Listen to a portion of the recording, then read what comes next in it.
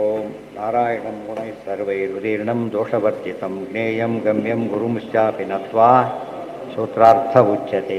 ಓಂ ಓಂ ಅಥಾತೋ ಬ್ರಹ್ಮ ಜಿಜ್ಞಾಸಾ. ಓಂ ಮತ್ತೊಂದು ಅತಿ ಮುಖ್ಯ ಎಲ್ಲ ಮುಖ್ಯ ಆದರೆ ಅತಿ ಮುಖ್ಯ ಅಂತೀವಲ್ಲ, ಹಾಗೆ ದೊಡ್ಡ ಸಮಸ್ಯೆ ಉತ್ತರ ಈಗ.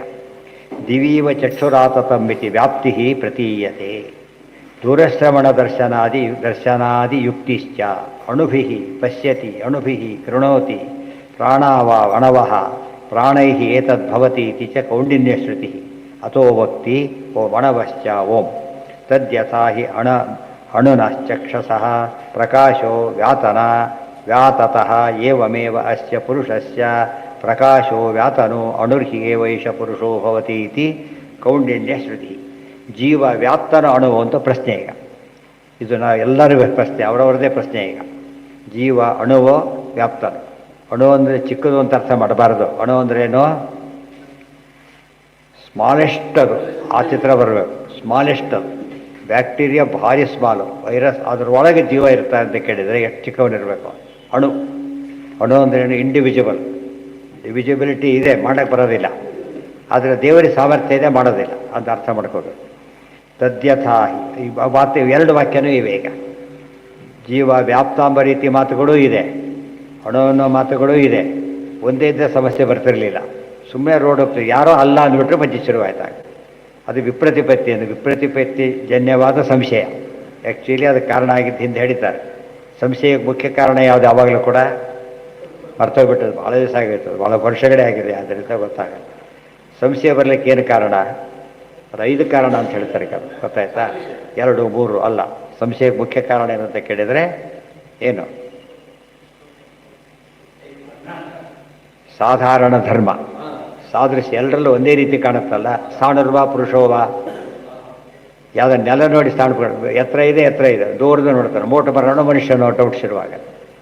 ಕೆಲವರಲ್ಲಿ ಬೇರೆ ಹೇಳಿದ್ದಾರೆ, ಅದೆಲ್ಲ ನಿರ್ಣಯ ಮಾಡಿ ಹೇಳಿದ್ದಾರೆ. ಪ್ರಮಾಣ ಪದ್ಧತಿ ನೆನಪಿಕೊಂಡಿರ್ಬೇಕಷ್ಟೇ, ಅದರಲ್ಲಿ ಬಂದಿದೆ. ಅಂದರೆ ಒಬ್ಬರು ಒಂದು ಹೇಳಿದ್ರು, ಮತ್ತೊಬ್ಬರು ಒಂದು ಹೇಳಿದರು, ಅಥವಾ ಒಬ್ಬನೇ ಒಂದು ಸರ್ತಿ ತೊಂದರೆ ಮತ್ತೇನೊಂದು ಸರ್ತಿ ಹೇಳಿದ, ಅವಾಗ ಡೌಟ್ ಶುರುವಾಯಿತು. ಇಲ್ಲಿ ಅಣು ಒಂದು ಭೇದಗಳು ಹೇಳ್ತಾ ಇವೆ. ವ್ಯಾಪ್ತ, ಯಾಕೆ ದಿವೀವ ಚಕ್ಷುರಾತತಂಬಿತಿ ವ್ಯಾಪ್ತಿ ಪ್ರತೀಯತೆ ದೂರ ಶ್ರವಣ ದರ್ಶನಾದಿಯುಕ್ತಿಶ್ಚ. ಎಲ್ಲೋ ಮತ್ತೆ ನಮಗೆ ಕಿವಿ ಕೇಳುತ್ತೆ ಅಂದರೆ ನಾವು ಅಲ್ಲಿವರೆಗೆ ಇದ್ದೀವಿ ಅಂತ ಆಗಲಿಲ್ಲ ಅಂತ ಪ್ರಶ್ನೆ ಈಗ. ಅರ್ಥ ಆಯ್ತಾ? ಈಗ ಗೋಡೆ ಆಚೆ ಯಾರೋ ಮಾತಾಡ್ತಿದ್ದಾರೆ, ನಮಗೆ ಕಿವಿ ಕೇಳಿಸ್ತಾ ಇದೆ. ನಮಗೆ ಕೇಳಿಸೋದ್ಮೇಲೆ ಏನರ್ಥ? ನಾವು ಅಲ್ಲಿ ಇದ್ದೇವೆ, ನಮ್ಮ ವ್ಯಾಪ್ತಿ ಎಲ್ಲಿವರೆಗೂ ಇದೆ ಅಂತ ಅನಿಸುತ್ತಾ ಇಲ್ವೋ? ದೂರ ಶ್ರವಣ ದೂರ ದರ್ಶನಾದಿ ಯುಕ್ತಿಶ್ಚ. 1 ಕಿಲೋಮೀಟ್ರ್ ಗಟ್ಟಲೆ ನೋಡಿದ್ರೆ ಕಾಣಿಸುತ್ತೆ ಅಂತ ಕೇಳಿದರೆ ಅಲ್ಲಿವರೆಗೆ ನಾವು ಇರಬೇಕಲ್ಲ ಅಂತ ಪ್ರಶ್ನೆ ಮಾಡಿಕೊಂಡ. ವ್ಯಾಪ್ತಿ. ಅಣುಭಿ ಪಶ್ಯತಿ ಅಣುಭಿ ಕೃಣೋತಿ ಪ್ರಾಣಾವ, ಇದು ಒಂದು ಮಾತು. ಇನ್ನೊಂದು ಅಣವಃ ಪ್ರಾಣೈ ಏತದ್ಭವತಿ ಇತಿ ಚ ಕೌಂಡಿನ್ಯ ಶ್ರುತಿ. ಇಲ್ಲ ಎಲ್ಲ ಅಣು ಅಂತ ಎಲ್ಲವೂ ಅಣು, ಜೀವಾಣು ಇಂದ್ರಿಯ ಅಣು ಅಂತೆಲ್ಲ ಹೇಳಿಬಿಟ್ರು. ನೋಡಿದ್ರೆ ವ್ಯಾಪ್ತಿ ಕಾಣಿಸುತ್ತೆ, ವಾಕ್ಯನೂ ಇದೆ. ಇಲ್ಲಿ ಅಣುತ್ವ ಕಾಣುತ್ತೆ, ಇಲ್ಲಿ ವಾಕ್ಯನೂ ಇದೆ. ಸೊ ಸಂಯುಕ್ತಿಕ ಆಯ್ತಿದೆ. ಎರಡಕ್ಕೂ ಕೂಡ ಬ್ಯಾಕಿಂಗ್ ಇದೆ. ಬ್ಯಾಕಿಂಗೇ ಯುಕ್ತಿ. ಉತ್ತರ ಏನು ಅಂದರೆ ಓಂ ಅಣವಶ್ಚ ಓಂ. ಎಲ್ಲ ಜೀವರು ಏನವರು? ಅಣುಗಳೇ ಹೊರತು ಬೇರೆ ಅಲ್ಲ. ಹಾಗಿದ್ದರೆ ಇದೆಲ್ಲ ಉತ್ತರ ಬೇಕಲ್ಲ. ಈಗ ದೂರದ ಯಾಕೆ ಕಾಣಿಸುತ್ತೆ, ದೂರದ ಯಾಕೆ ಕೇಳಿಸುತ್ತೆ ಅಂದರೆ ಪ್ರಕಾಶದ್ವಾರ. ಇವತ್ತು ಬಲ್ಬ್ ವ್ಯಾಪ್ತ ಅಲ್ಲ, ಲೈಟ್ ವ್ಯಾಪ್ತ. ಜೀವ ಬಲ್ಬ್ ಇದ್ದ ಹಾಗೆ, ಅವನ ಪ್ರಕಾಶ ಜ್ಞಾನ ಇದೆಯಲ್ಲ, ಏನು ಮಾಡುತ್ತದು? ವ್ಯಾಪ್ತಿ. ಎಲ್ಲರ ವ್ಯಾಪ್ತಿ ಒಂದೇ ರೀತಿ ಇಲ್ಲ. ಚಿಕ್ಕ ಬಲ್ಬ್ ದೊಡ್ಡ ಬಲ್ಬ್ ಅಂತ ಕರಿತೇವಲ್ಲ, ಬಲ್ಬ್ ಸೈಜ್ ಸೇಮೇ, ಆದರೆ ಕೆಪಾಸಿಟಿ ಎಷ್ಟಿದೆ ಅದರದ್ದು? ವ್ಯಾಪ್ತಿ ಜಾಸ್ತಿ ಇರುತ್ತೆ. ಕೆಲವು 8-10 ಮೈಕ್ ಹಾಕಿರ್ತಾರೆ, ಒಂದು ಕೆಡಿಸೋದೇ ಇಲ್ಲ. ಒಂದು ಮೈಕ್ ದೂರ ಕೆಡಿಸುತ್ತೆ, ಆ ಥರ. ಸರಿ ಇಲ್ಲ ಆ ಥರ. ಅಂದರೆ ಪ್ರತಿಯೊಬ್ಬರ ಯೋಗ್ಯತೆ ಒಂದೇ ರೀತಿ ಇಲ್ಲ. ಯೋಗ್ಯತೆ ಡಿಫರ್ ಆಗುತ್ತೆ ಅಂದರೆ ಅರ್ಥ ಆಗಲ್ಲ ಜನಗಳಿಗೆ ತಕ್ಷಣ. ಅದೇ ಡಿಫರ್ ಆಗುತ್ತೆ. ಸೇಮ್ ಸೈಜ್ ಅಂತೀರಿ, ಹೇಗೆ ಡಿಫರ್ ಆಗುತ್ತೆ ಅಂದರೆ ಸೇಮ್ ಸೈಜ್ ಬಲ್ಬು, ಕೆಪಾಸಿಟಿ ಜಾಸ್ತಿ ಇದೆ, ವ್ಯಾಟ್ಸು ಜಾಸ್ತಿ ಬರೋದಿಲ್ಲ. ಈಗ ವಾಯುದೇವ್ರದ್ದೆಲ್ಲ ಎಷ್ಟು ವ್ಯಾಟ್ಸ್ ಅವ್ರದ್ದೆಲ್ಲ ಯೋಚನೆ ಮಾಡಲಿಕ್ಕೂ ಬರೋದಿಲ್ಲ, ಅಷ್ಟಿದೆ. ಅದೇ ರೀತಿ ಕಡಿಮೆ ಆಗ್ತಾ ಬರೋದು. ಕಡಿಮೆ ಬೆಳಕಿದ್ದವರಲ್ಲಿ ಓದಕ್ಕೆ ಬರೋದಿಲ್ಲ, ಹೆಚ್ಚು ಬೆಳಕಿದ್ದಾಗ ಓದ್ತಾನಾಗ. ಈ ರೀತಿಯಲ್ಲಿ ತಿಳುವಳಿಕೆ ಜಾಸ್ತಿ ಆಗಲಿಕ್ಕೆ ಶುರುವಾಗುತ್ತೆ. ಆ ಅರ್ಥದಲ್ಲಿ ಸೈಜ್ ಒಂದೇ ಆದಮೇಲೆ ಎಲ್ಲರ ಒಂದೇ ರೀತಿ ಇರಬೇಕು, ಅದು ಪ್ರಶ್ನೆ ಬರುತ್ತೆ. ಅದು ಉತ್ತರ. ಈಗ 1 kg ಬಂಗಾರ, 1 kg ಕಬ್ಬಿಣ, ವೇಟ್ ಒಂದೇ, ಅದು ವ್ಯಾಲ್ಯೂ ಇವನು ರೇಡ್ ಮಾಡ್ತಾರೆ ನಿಂತ್ಕೊಂಡ್ರೆ. ಗೊತ್ತಾಯ್ತಾ? 1 kg ಇತ್ತು ಅಂದರೆ ದೊಡ್ಡ ಸಮಸ್ಯೆ. ಅದು ಇದೇನು ಸಮಸ್ಯೆ ಇಲ್ಲ. ಯಾಕೆ? ವ್ಯಾಲ್ಯೂ ಚೇಂಜ್ ಆಗುತ್ತೆ. ತುಂಬ ಜನ ಪ್ರಶ್ನೆ ಹೀಗೆ ಬರೋದು, ಅವರು ನಾವು ನಮ್ಮದೇನು ಅವ್ರದ್ದೇನು ಕೊಡು ಅಂತ ಕೇಳಿದರೆ ಅಲ್ಲ. ಯಾಕೆ? ಅವ್ರ ವ್ಯಾಪ್ತಿ ಭಾರಿ ದೊಡ್ಡದಾದ್ದರಿಂದ ಅವ್ರಿಗೆ ಕಂಪೇರ್ ಮಾಡ್ಕೊಂಡೋಗಿ ಹೋಗ್ಬಾರ್ದು. ಈಗ ನಮಗೆ ತಾರತಮ್ಯ ಕ್ಲಿಯರ್ ಅರ್ಥ ಆಗುತ್ತೆ. ಸೇಮ್ ಸೈಜ್ ಆದರೂ ಕೂಡ ಯಾತಕ್ಕೆ ವ್ಯತ್ಯಾಸ ಬರುತ್ತೆ ಅಂದರೆ ಆ ಸೈಜ್ ಬೇರೆ, ಕ್ವಾಲಿಟಿ ಬೇರೆ. ಆ ಕ್ವಾಲಿಟಿ ಅವ್ರದ್ದು ಆ ರೀತಿ ಕ್ವಾಲಿಟಿ ಆದ್ದರಿಂದ ಅವ್ರ ರೀತಿಯೇ ಬೇರೆ. ಇವೆಲ್ಲ ಕಲಿ ಬದಲಾದವ್ರ ವ್ಯಾಪ್ತಿ ಎಲ್ಲ ಕಬ್ಬಿಣ ಇದ್ದಾಗೆ, ಅದಕ್ಕೆ ಟನ್ಗಟ್ಟಲೆ ಯೋಚನೆ ಮಾಡ್ತಾರಲ್ಲ ಆ ಥರ. ಇದು ಹಾಗಲ್ಲ, ಮಿಲಿಗ್ರಾಮ್ ಗಟ್ಟಲೆ ನೋಡಬೇಕಲ್ಲ. ಹಾಂ,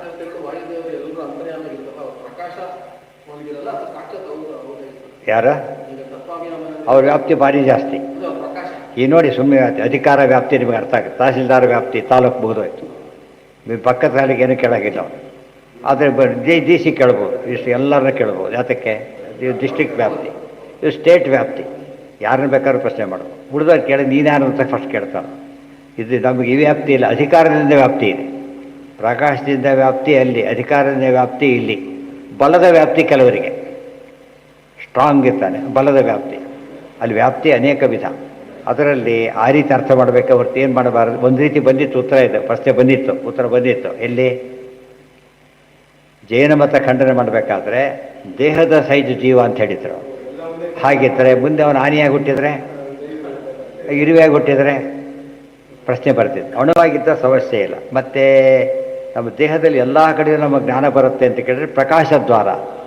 ಎಲ್ಲ ಕಡೆ ಜೀವ ಇಲ್ಲ, ಪ್ರಕಾಶದ್ವಾರ ಅವ್ನು ಬರ್ತಾನೆ ಅಷ್ಟೇ, ಇಲ್ಲಿ ಹೋದ್ರಿಲ್ಲ. ಅದಕ್ಕೆ ಎಲ್ಲ ಕಡೆ ಅನಸ್ತೇಷಿಯ, ಪ್ರತಿಯೊಂದು ಅನಸ್ತೇಷಿಯ ಕೊಡೋದಿಲ್ಲ. ಒಂದು ಕಡೆ ಕೊಟ್ಟರೆ ಏನು ಮಾಡುತ್ತದ, ಎಂಟೈರ್ ಬಾಡಿ ಕವರ್ ಮಾಡೋದು. ಅದು ಎಂಟೈರ್ ಬಾಡಿ ಕೊಟ್ಟಿಲ್ಲ, ಬಾಡಿ ಕೊಟ್ಟಿಲ್ಲ, ಅದು ಎಲ್ಲೋ ಇಂಜೆಕ್ಷನ್ ಕೊಡ್ತಾರೆ. ಅರ್ಥ ಏನದಕ್ಕೆ? ವ್ಯಾಪ್ತಿ, ಪ್ರಕಾಶ ವ್ಯಾಪ್ತಿ ಇದೆಯೇ ಹೊರತು ಎಲ್ಲ ಕಡೆ ಚುಚ್ಚೋ ಬೈಯೆಲ್ಲ ಚುಚ್ಚಾಕಿಬಿಟ್ರೆ ಗತಿ ಏನಾಗುತ್ತೆ ಯೋಚನೆ ಮಾಡಿ ಸಾಧ್ಯ ಇಲ್ಲ. ಪ್ರಕಾಶದ್ವಾರ ಅಂತ ಅರ್ಥ ಮಾಡ್ಕೋಬೇಕು. ಇದು ದೊಡ್ಡ ಸಮಸ್ಯೆ ಉತ್ತರ ಸಿಕ್ತೀಗ. ವಾಯುದೇವರು ಸಮೇತ ಅಣುನೇ, ಅವರಿವರಲ್ಲ. ಎಲ್ಲ ದೇವತೆಗಳು ಕೂಡ ಅಣುನೇ. ಲಕ್ಷ್ಮೀನಾರಾಯಣ ಇಬ್ಬರೇ ವ್ಯಾಪ್ತರು, ಅವರು ಎರಡೂ ಆಗಿದ್ದಾರೆ. ಅಣುವಾಗಿದ್ದಾರೆ, ಮಹತ್ವ ಆಗಿದ್ದಾರೆ. ಇವರು ಹಾಗಲ್ಲ, ಮಹತ್ವ ಅಂತ ಇಲ್ಲೇ ಇಲ್ಲ ಇವರಿಗೆ. ಇರೋದೆಲ್ಲ ಬರೋ ಅಣುಗಳೇ. ಬಟ್ ಅವ್ರ ಕೆಪಾಸಿಟಿ ಎಷ್ಟು ಅಂದರೆ ಸಿಕ್ಕಾಪಟ್ಟೆ ಜಾಸ್ತಿ. ಆದ್ದರಿಂದ ತಾರತಮ್ಯ ಬರುತ್ತೆ. ತಾರತಮ್ಯ ದೊಡ್ಡ ಸೈಜ್ ಸಿಗದೆ ಎಲ್ರಿಗೂ ಗೊತ್ತಾಗುತ್ತೆ, ಅದು ದೊಡ್ಡದಲ್ಲ. ಎರಡು ಸಿಮಿಲರ್ ವಸ್ತುಗಳಲ್ಲಿ ದೊಡ್ಡದು ಅಂತ ಕರಿಬೇಕಾದ್ರೆ ಏನು ಗೊತ್ತಿರಬೇಕು? ಅದಕ್ಕೆ ಸೂಕ್ಷ್ಮ ತಾರತಮ್ಯ ಗೊತ್ತಿರಬೇಕು. ಡಿ ಸಿ ಆಗಿದ್ರು ಕುಳ್ಳ, ತಹಶೀಲ್ದಾರ್ ಅಷ್ಟೇ ಹತ್ರ ಇದ್ದಾನೆ. ನೋಡೋರಿಗೆ ಅನಿಸುತ್ತೆ ಇವನೇ ಯಜಮಾನ ಅಂತ ತಿಳ್ಕೊಂಡ್ಬಿಡ್ತಾನೆ. ಅಲ್ಲ, ಅಧಿಕಾರದ ವ್ಯಾಪ್ತಿ ಬೇರೆ, ಫಿಸಿಕಲ್ ವ್ಯಾಪ್ತಿ ಒಂದು ದೊಡ್ಡದೇ, ಸೈಜ್ ವೈಸ್ ಅದು ಕೌಂಟ್ ಆಗಲ್ಲ. ಅಧಿಕಾರ ಪ್ರಶ್ನೆ ಬಂದಾಗ ಯಾವುದು ಕೌಂಟ್ ಆಗೋದು? ಪವರ್ ಅಷ್ಟೇ, ಉಳಿದು ಯಾವುದು ಕೌಂಟ್ ಆಗೋದು. ಇದು ಬಂದಾಗ ಇದು ಕೌಂಟ್ ಆಗುತ್ತೆ, ಬಾಡಿ ಕೌಂಟ್ ಆಗುತ್ತೆ. ತದ್ಯಥ, ಅದು ಉತ್ತರ ಏನಂತ ಕೊಟ್ಟರೆ ಈಗ, ತದ್ಯಥ ಹಿ ಅಣುನಃ ಚಕ್ಷುಷಃ ಪ್ರಕಾಶೋ ವ್ಯಾತತಃ. ನಮಗೆ ದೃಷ್ಟಾಂತ ಕೊಡ್ತಾರೆ, ನೋಡಪ್ಪ ನೀನೇ ಯೋಚನೆ ಮಾಡಿ, ಸಿಂಪಲಾಗಿ ಕೊಡ್ತಾರೆ. ನಮಗೆ ತಿಳಿಸ್ತಾರೆ, ನಿನ್ನ ಕಣ್ಣಿದೆ, ನಿನ್ನ ಪ್ರಶ್ನೆ ಬಂದಿದೆ, ಕಣ್ಣಿದೆ, ಅಲ್ಲಿ ಬೆಂಕಿ ಇದೆ ನೋಡ್ತೀನಿ ನೀನೀಗ. ನಿನ್ನ ವಾದ ಏನು ಇಟ್ಕೊಂಡ್ರೆ ವ್ಯಾಪ್ತ ಅಂತ ತಿಳ್ಕೊಂಡ್ರೆ ಏನಾಗಬೇಕು ನಿಂದೀಗ? ಅಲ್ಲಿರೋ ಬೆಂಕಿ ಕಣ್ಣು ಸುಡಬೇಕು ನಿಂದೀಗ. ಸುಡ್ತಾ ಇಲ್ಲ, ಆ ಬೆಂಕಿ ಕಾಣ್ತಾ ಇದೆ, ನಿಂಗೆ ಸುಡ್ತಾ ಇಲ್ಲ. ನಿನ್ನ ಅಂದರೆ ವ್ಯಾಪ್ತಿ ಯಾವುದು? ಪ್ರಕಾಶದ ವ್ಯಾಪ್ತಿನೇ ಹೊರತು ನಿಂದೇ ವ್ಯಾಪ್ತಿ ಎಲ್ಲ ಇದೆ. ನಿಂದೇ ವ್ಯಾಪ್ತಿ ಆದರೆ ಏನಾಗ್ತಿತ್ತು? ಕಣ್ಣು ಸುಟ್ಟೋಗ್ಬೇಕಾಗಿತ್ತು ಆಗಲೇ. ಎಷ್ಟೋ ಜನಕ್ಕೆ ಯಾರು ಕಣ್ಣು ಇರಲೇಬಾರಾಯಿತು ಇಷ್ಟೊತ್ತಿಗೆ. ಯಾಕಾಗಿಲ್ಲ ಹಾಗೆ ಅಂತ ಕೇಳಿದರೆ, ಕಣ್ಣು ಇಲ್ಲೇ ಇದೆ ನೋಡಿ, ಅಣು ಕಣ್ಣು ಇಲ್ಲೇ ಇದೆ. ವ್ಯಾತತ್ ಏವಮೇ ವಾಸ್ಯ, ಅಲ್ಲಿಂದ ಕವರ್ ಮಾಡ್ತಾನೆ. ಇನ್ನೂ ದೂರ ಆದರೆ ನಂಗೆ ಕಾಣಿಸೋದಿಲ್ಲ ಅಂತ ಹೇಳ್ಬಿಡ್ತಾರೆ ಅಷ್ಟೆ. ಈ ಕಾಣಿಸೋದಿಲ್ಲ, ಕಣ್ಣಿನ ವ್ಯಾಪ್ತಿ ಮೀರ್ತದೆ. ಈಗ ಕಿವಿ ವ್ಯಾಪ್ತಿ ಮೀರ್ತದೆ. ಈ ಕೆಟ್ಟ ಶಬ್ದ ಕೇಳಿದ ತಕ್ಷಣ ಕಿವಿ ಏನಾಗಬೇಕಾಗಿ ಶಬ್ದದ ಪ್ರಕಾರ ಅಫೆಕ್ಟ್ ಆಗಲಿಲ್ಲ, ಈ ಮುಚ್ಕೊಂಡ್ಬಿಟ್ಟ, ಡೀಲಿಂಕ್ ಆಗಬೇಕು. ಅವನಿಗೆ ಈ ವಿಷಯ ಗೊತ್ತಿಲ್ಲದ ಹೊರ ಕಿವಿ ಮುಚ್ಕೊತಿದ್ದಿಲ್ಲ. ಅವನು ಕಿವಿ ಯಾತಕ್ಕೆ ಮುಚ್ಕೊಂಡು ಹೇಳಿ ನೋಡೋಣ ಅಂದರೆ ವ್ಯಾಪ್ತಿ ಕಟ್ ಮಾಡೋದಕ್ಕೆ ಮುಚ್ಕೊಂಡವು. ಇಂದ್ರಿಯ ಇಲ್ಲಿದೆ, ಹೀಗೆ ಮುಚ್ಕೊಳ್ಳೋದಿಲ್ಲ, ಹೀಗೆ ಮುಚ್ಕೋತಾನೆ. ಯಾಕೆ? ಇಂದ್ರಿಯ ಒಳಗಡೆ ಆ ಶಬ್ದ ಬಂದಿರ್ತಾನೆ, ಕಿವಿ ಮುಚ್ಚೋದು ಬ್ಲಾಕ್ ಮಾಡ್ತಾನೆ. ಅಂದರೆ ಅವನಿಗೆ ಅರ್ಥ ಆಗಿದೆ. ಏನು ಅರ್ಥ ಆಯ್ತು ಈಗ? ನನ್ನ ಇಂದ್ರಿಯ ಇಲ್ಲೇ ಇದ್ದರೂ ಕೂಡ ಅದು ತನ್ನ ರಶ್ಮಿ ದ್ವಾರ ಕ್ಯಾಚ್ ಮಾಡುತ್ತೆ. ಅದೇ ಇದು ಉತ್ತರ ಅದೇ. ಈಗ ಜೀವ ಕೂಡ ಹಾಗೇನೆ, ಇಲ್ಲಿರ್ತಕ್ಕಂಥ ಕಣ್ಣು ಹೇಗೆ ಉಳಿದನ್ನು ನೋಡಿ ಇಲ್ಲೇ ಇದೆಯೋ ಹಾಗೆ ಜೀವ ಒಂದು ಕಡೆ ಇದ್ದು ಬಿಟ್ಟು ಇಡೀ ಹೊರಗೆ ದೇಹದ ವ್ಯಾಪಾರವನ್ನು ನೋಡ್ತಾನೆ, ಹೊರಗಿಂದು ನೋಡ್ತಾನೆ. ಬಟ್ ಅದಕ್ಕೆ ಲಿಮಿಟೇಷನ್ ಇದೆ. ಇತಿ ಪ್ರಕಾಶದ್ವಾರ ಬದುತ್ರ ವ್ಯಾತತೋ ಅಣುರ್ಹಿ ಏವೈಷ ಪುರುಷೋ ಭವತಿ ಇತಿ ಶಾಂಡಿಲ್ಯ ಶ್ರುತಿ. ಅದಕ್ಕೆ ಪುರುಷ ಏನಾಗಿದ್ದಾನೀಗ? ಅಣುವೇ ಆಗಿದ್ದಾನೆ. ಶಾಂಡಿಲ್ಯ ಇನ್ನೊಂದು ಶ್ರುತಿ, ಎರಡು ಶ್ರುತಿ ಬಗ್ಗೆ ಡೌಟ್ ಬಂದಿತ್ತು, ಇನ್ನೊಂದು ಶ್ರುತಿ ಉತ್ತರ ಕೊಡ್ತಾರೆ. ಆದ್ದರಿಂದ ಯಾವ ಶ್ರುತಿ ಎಲ್ಲ ಪ್ರಮಾಣ ಆಯ್ತು, ಅದೇ ಎಕ್ಸ್ಪ್ಲೇನ್ ಮಾಡಿದ ಮೇಲೆ ವ್ಯಾಲಿಡ್. ಇನ್ನೊಬ್ಬರು ಉತ್ತರ ಕೊಟ್ಟರೆ ಅವ್ರದ್ದಾಗ್ತಿತ್ತು. ಶ್ರುತಿ ತಾನೇ ಉತ್ತರ ಕೊಟ್ಬಿಟ್ಟಿದೆ. ಇದು ಯಾರಿಗೆ ಯಾವುದು ಗೊತ್ತಾಗಲ್ಲ ಎಲ್ಲರಿಗೆ ಅಂದರೆ ಅಷ್ಟು ಶ್ರುತಿ ಗೊತ್ತಿರಬೇಕು ಅವರಿಗೆ. ಉತ್ತರ ಆಡಿಟರ್ನ ಯಾಕೆ ಕೇಳ್ತೀವಿ ಆಡಿಟರ್ನ ನಾವು ಎಲ್ಲ ಗೊತ್ತಿರುತ್ತೆ ನಮಗೆ ನಮ್ಮ ವಿಷಯ ಬೇಕಷ್ಟೇ ಎಲ್ಲ ಬೇಕಿಲ್ಲ ಅವನು ಕೇಳ್ತೇವೆ. ಅದೇ ರೀತಿ ನಾವೀಗ ಶ್ರುತಿನ ಕೇಳಿದಾಗ ಉತ್ತರ ಕೊಡ್ತು ಅಲ್ಲಿಗೆ. ಇದರಿಂದ ಒಂದು ಗೈಡ್ಲೈನ್ ಅಣು ಅಂತ ಗ್ಯಾರಂಟಿ ಆಯ್ತಲ್ಲ. ಈಗ ಸಾಮಾನ್ಯವಾಗಿ ಹೇಳ್ತಿರ್ತಾರೆ 3 ಅಡಿ ಇದ್ದಿಷ್ಟು ಹಾರಾಡ್ತಾರಲ್ಲ ಅಂಥೇಳಿ. ಅಣು ಅಂತ ಗೊತ್ತಾದರೆ ಎಷ್ಟು ಹಾರಾಡ್ತಾರಲ್ಲ, ಅಣು ಜೀವ ಎಷ್ಟು ಹಾರಾಡೋಕ್ಕೆ ಸಾಧ್ಯ ಅಲ್ಲ. ದೇವರು ಯಾರು? ವ್ಯಾಪ್ತ. ವ್ಯಾಪ್ತ ಹೇಗಿರಬೇಕಾಗಿದ್ದಾರೆ ಅದು ದೇವ್ರು ಏನು ಮಾಡಿ ನಕ್ಕು ಬಿಡ್ತಾನೆ ಅಷ್ಟೇ. ಮೂರ್ಖ ಅಂತ ನಗ್ತಾನೆ ಅಷ್ಟೇ ಹೊರತು ಇನ್ನೇನು ಮಾಡೋಕ್ಕೆ ಹೋಗುತ್ತೆ.